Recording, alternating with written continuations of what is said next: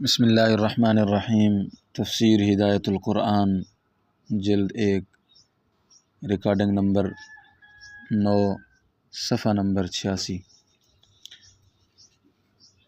بسم اللہ الرحمن الرحیم۔ وَإِذْ قُلْتُمْ يَا مُوسَىٰ لَن نُّؤْمِنَ لَكَ حَتَّىٰ نَرَى اللَّهَ جَهْرَةً فَأَخَذَتْكُمُ الصَّاعِقَةُ وَأَنْتُمْ تَنظُرُونَ ثُمَّ بَعَثْنَاكُم مِّن بَعْدِ مَوْتِكُمْ لَعَلَّكُمْ تَشْكُرُونَ وَظَلَّلْنَا عَلَيْكُمُ الْغَمَامَ وَأَنزَلْنَا عَلَيْكُمُ الْمَنَّ وَالسَّلْوَىٰ كُلُوا مِن طَيِّبَاتِ مَا رَزَقْنَاكُمْ وَمَا ظَلَمُونَا وَلَٰكِن كَانُوا أَنفُسَهُمْ يَظْلِمُونَ وَإِذْ قُلْنَا ادْخُلُوا هَٰذِهِ الْقَرْيَةَ فَكُلُوا مِنْهَا حَيْثُ شِئْتُمْ رَغَدًا وَادْخُلُوا الْبَابَ سُجَّدًا وَقُولُوا حِطَّةٌ نَّغْفِرْ لَكُمْ خَطَايَاكُمْ وَسَنَزِيدُ الْمُحْسِنِينَ فَبَدَّلَ الَّذِينَ ظَلَمُوا قَوْلًا غَيْرَ الَّذِي قِيلَ لَهُمْ فَأَنزَلْنَا عَلَى الَّذِينَ ظَلَمُوا رِجْزًا مِّنَ السَّمَاءِ بِمَا كَانُوا يَفْسُقُونَ۔ آیات مبارکہ کا لفظی ترجمہ سماعت فرمائیے۔ وَإِذْ قُلْتُمْ يَا مُوسَىٰ لَن نُّؤْمِنَ لَكَ حَتَّىٰ نَرَى اللَّهَ جَهْرَةً فَأَخَذَتْكُمُ الصَّاعِقَةُ وَأَنْتُمْ تَنظُرُونَ، اور یاد کرو جب کہا تم نے اے موسیٰ ہم ہرگز یقین نہیں کریں گے آپ کی بات کا یہاں تک کہ دیکھیں ہم اللہ کو روبرو، پس پکڑا تمہیں کڑک نے درا حالے کہ تم دیکھ رہے تھے۔ ثُمَّ بَعَثْنَاكُم مِّن بَعْدِ مَوْتِكُمْ لَعَلَّكُمْ تَشْكُرُونَ، پھر اٹھایا ہم نے تم کو تمہاری موت کے بعد تاکہ تم شکر بجا لاؤ۔ وَظَلَّلْنَا عَلَيْكُمُ الْغَمَامَ وَأَنزَلْنَا عَلَيْكُمُ الْمَنَّ وَالسَّلْوَىٰ، اور سایہ فگن کیا ہم نے تم پر بادل کو اور اتارا ہم نے تم پر من اور سلویٰ۔ کھاؤ تم، کلوا من طیبات ما رزقناکم وما ظلمونا ولکن کانوا انفسہم یظلمون، کھاؤ تم ان ستھری چیزوں سے جو روزی دی ہم نے تم کو اور نہیں نقصان کیا انہوں نے ہمارا، بلکہ تھے وہ اپنی ذاتوں کا نقصان کرتے۔ وَإِذْ قُلْنَا ادْخُلُوا هَٰذِهِ الْقَرْيَةَ فَكُلُوا مِنْهَا حَيْثُ شِئْتُمْ رَغَدًا وَادْخُلُوا الْبَابَ سُجَّدًا وَقُولُوا حِطَّةٌ نَّغْفِرْ لَكُمْ خَطَايَاكُمْ، کہا ہم نے داخل ہو اس بستی میں پس کھاؤ اس سے جہاں سے چاہو با فراغت، اور داخل ہو دروازے میں عاجزی کرتے ہوئے، کہو توبہ توبہ، بخشیں گے ہم تمہارے لیے تمہارے قصور اور ابھی زیادہ دیں گے ہم نیکوکاروں کو۔ فبدل الذین ظلموا قولا غیر الذی قیل لهم فانزلنا علی الذین ظلموا رجزا من السماء بما كانوا یفسقون، پس بدل دیا ان لوگوں نے جنہوں نے ظلم کیا بات کو اس کے علاوہ سے جو کہی گئی تھی ان سے، پس اتارا ہم نے ان پر جنہوں نے نقصان کیا عذاب آسمان سے بئی وجہ کہ تھے وہ حد اطاعت سے نکل جاتے۔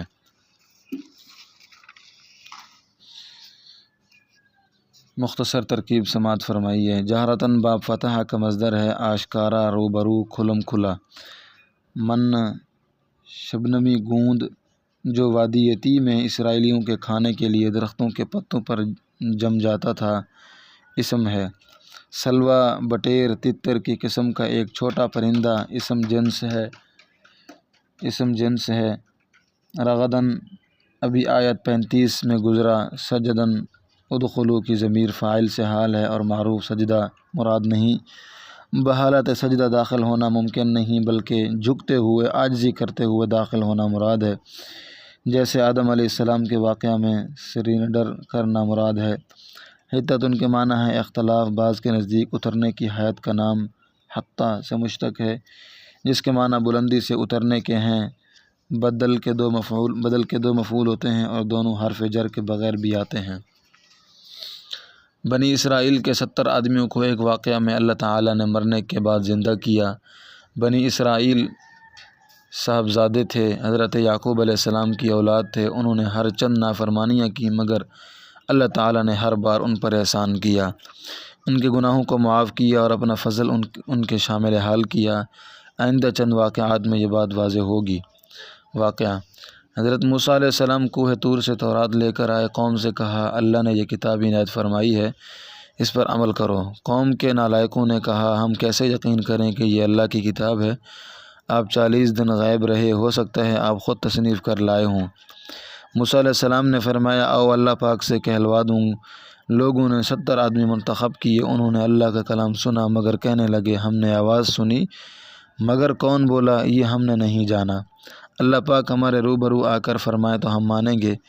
اس گستاخی کی ان کو یہ سزا دی گئی کہ زور کی بجلی چمکی اور کڑاکا گرا، جس سے سب ہارٹ فیل ہو گئے اور بجلی ان کی آنکھیں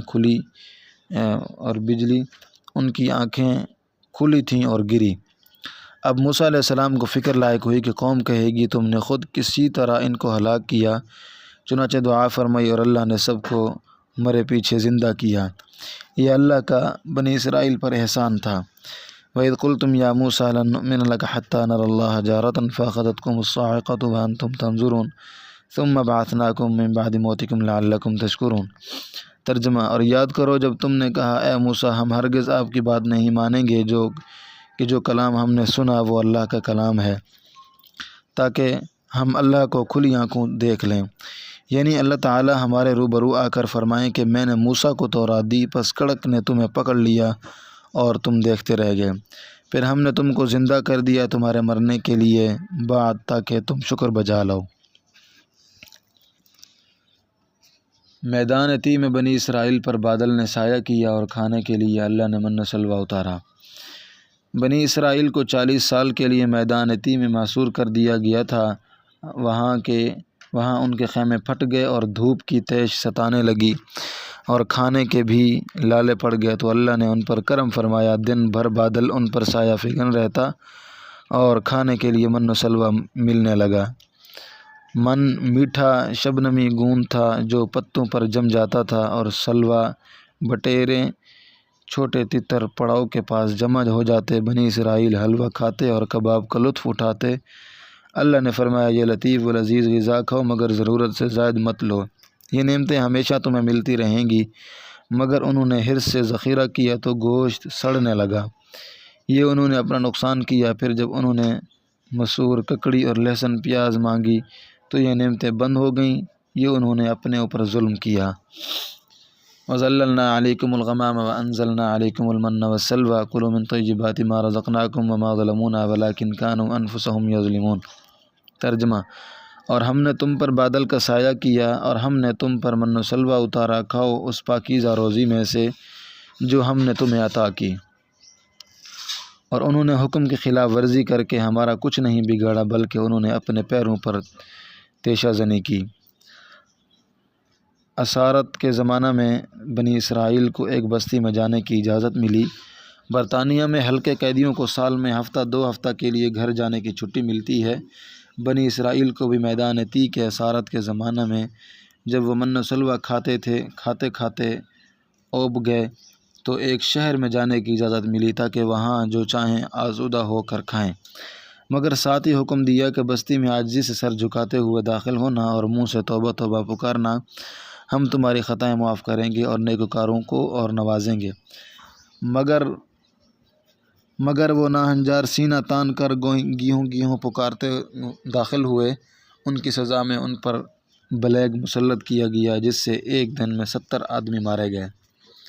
وَإِذْ قُلْنَا ادْخُلُوا هَٰذِهِ الْقَرْيَةَ فَكُلُوا مِنْهَا حَيْثُ شِئْتُمْ رَغَدًا وَادْخُلُوا الْبَابَ سُجَّدًا وَقُولُوا حِطَّةٌ نَّغْفِرْ لَكُمْ خَطَايَاكُمْ وَسَنَزِيدُ الْمُحْسِنِينَ فَبَدَّلَ الَّذِينَ ظَلَمُوا قَوْلًا غَيْرَ الَّذِي قِيلَ لَهُمْ فَأَنزَلْنَا عَلَى الَّذِينَ ظَلَمُوا رِجْزًا مِّنَ السَّمَاءِ بِمَا كَانُوا يَفْسُقُونَ۔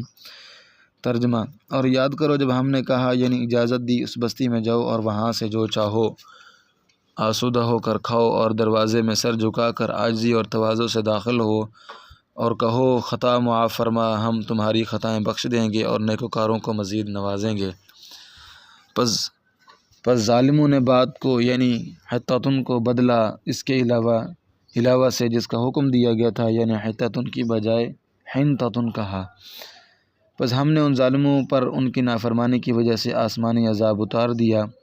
فائدہ، بنی اسرائیل جب سمندر پار اترے اور وادی سینا میں پہنچے تو حکم ملا کہ ابائی وطن بیت المقدس کو جہاد کر کے فتح کرو اور وہاں جا بسو، مگر وہ عمالقہ کا ڈیل ڈول دیکھ کر گھبرا گئے اور جہاد کرنے سے صاف انکار کر دیا۔ اس کی سزا ان کو یہ ملی کہ 40 سال کے لیے اس صحرا میں محصور کر دیے گئے۔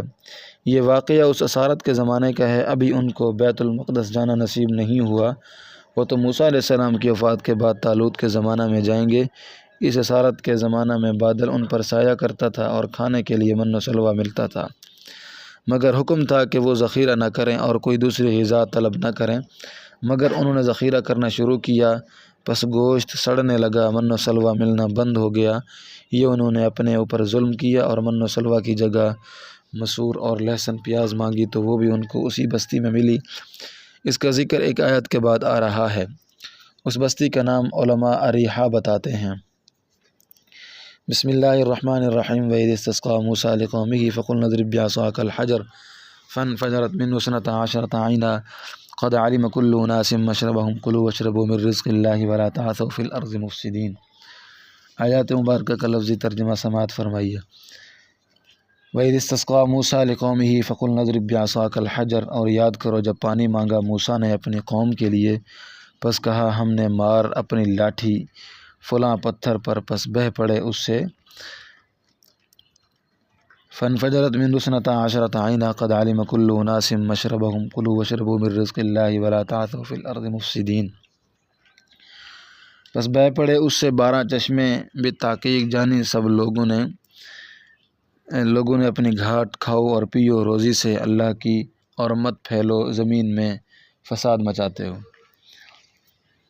الحجر میں الف لام عادی ہے، خاص پتھر مراد ہے۔ میدان یتی میں بنی اسرائیل کے لیے ایک پتھر سے 12 چشمے نکلے۔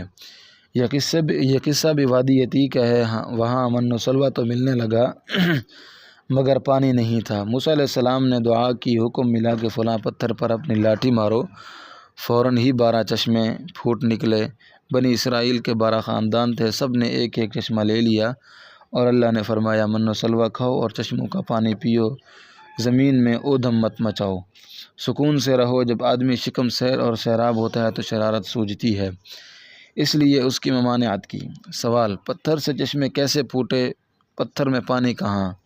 جواب: اللہ کی قدرت، زمزم کے کنویں میں پتھر سے چشمہ بہتا ہے اور اتنا پانی نکلتا ہے کہ ایک دنیا سیراب ہوتی ہے۔ حجر اسود کی طرف سے تیز دھار آتا ہے، مشین برابر پانی کھینچتی ہے مگر لیول نیچے نہیں اترتا۔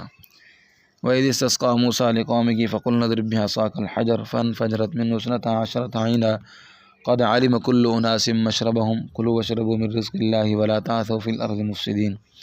ترجمہ: اور یاد کرو جب موسیٰ نے اپنی قوم کے لیے پانی مانگا تو ہم نے کہا فلاں پتھر پر اپنی لاٹھی مارو، پس اس سے 12 چشمے پھوٹ نکلے۔ بالتحقیق سب لوگوں نے اپنی گھاٹ جان لی، اور ہم نے حکم دیا اللہ کی روزی میں سے کھاؤ اور پیو، اور زمین میں فساد مت مچاؤ۔ واقعات کا رنگ و آہنگ بدلتا ہے۔ اب تک بنی اسرائیل پر اللہ تعالیٰ کے انعامات و احسانات کا ذکر تھا۔ ان میں سے بعض واقعات میں ان کی شوخی ظاہر ہوئی مگر اس سے درگزر کیا گیا۔ اب ایسے واقعات ذکر فرماتے ہیں جو شرارت و خباثت کے قبیل سے ہیں۔ ان میں بنی اسرائیل پر عتاب نازل ہوا کیونکہ وہ سنگین معاملات تھے۔ جیسے: نمبر 1، جن لوگوں نے اللہ کی نعمت من و سلوہ کو ٹھکرایا، وہ موسیٰ علیہ السلام سے ترکاری، ککڑی، گیہوں، مسور اور پیاز مانگی، ان پر ذلت و محتاجی کا ٹھپا نہیں لگے گا تو اور کیا ہوگا۔ نمبر 2، جنہوں نے اللہ کی کتاب تورات کو قبول کرنے سے انکار کیا، ان کے سروں پر پہاڑ کیوں معلق نہیں کیا جائے گا۔ نمبر 3، جنہوں نے یوم سبت کی بے حرمتی کی اور ہیلا کر کے مچھلیاں پکڑی، ان کو سور بندر کیوں نہیں بنایا جائے گا۔ شوخی اور گستاخی سے درگزر کیا جا سکتا ہے، شرارت اور خباثت کو معاف نہیں کیا جا سکتا۔ ایک واقعہ: دارالعلوم دیوبند کے ایک سفیر تھے، حضرت مدنی رحمہ اللہ سے ان کا عقیدت کا تعلق تھا۔ وہ حضرت کے لیے گھی لائے اور ایک استاد کے کمرے میں رکھا۔ سفیر صاحب ان کے پاس ٹھہرتے تھے۔ سردی کا زمانہ تھا، استاد نے اساتذہ کی کھچڑی کی دعوت کر دی اور وہ گھی کھلا دیا۔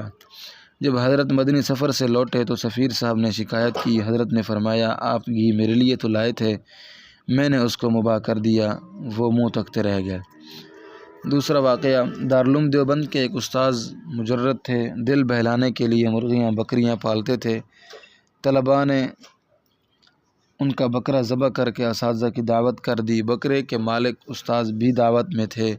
جب بکرا نہیں ملا تو تحقیق ہوئی، معلوم ہوا کہ اسی بکرے کی طلباء نے دعوت کی تھی۔ حضرت مدنی رحمہ اللہ ناظم تعلیمات اور صدر المدرسین تھے۔ استاذ نے ان کے یہاں طلباء کی شکایت کی۔ حضرت نے طلباء کو بلایا اور فرمایا آپ حضرات نے ان کا بکرا بے اجازت ذبح کر کے کھا لیا۔ طلباء نے حضرت کیا، حضرت گھی بھی اسی طرح کھا لیا گیا تھا۔ حضرت مسکرائے، فرمایا حساب برابر ہو گیا۔ تیسرا واقعہ، طلباء نے رات میں اعلان کیا کہ فلاں طالب علم کا انتقال ہو گیا۔ صبح جنازہ تیار کر کے احاطہ ملسری میں لائے۔ جب امام نے 2 تکبیریں کہہ لیں تو مردہ اٹھ بیٹھا، بھگدڑ مچ گئی، بہت لوگ زخمی ہوئے۔ اس واقعہ میں 60 طالب علموں کا اخراج ہوا، کیونکہ یہ شوخی نہیں تھی، شرارت اور خباثت تھی، دین کے ساتھ مذاق تھا، اس سے درگزر نہیں کیا جا سکتا تھا۔ واللہ اعلم بالصواب۔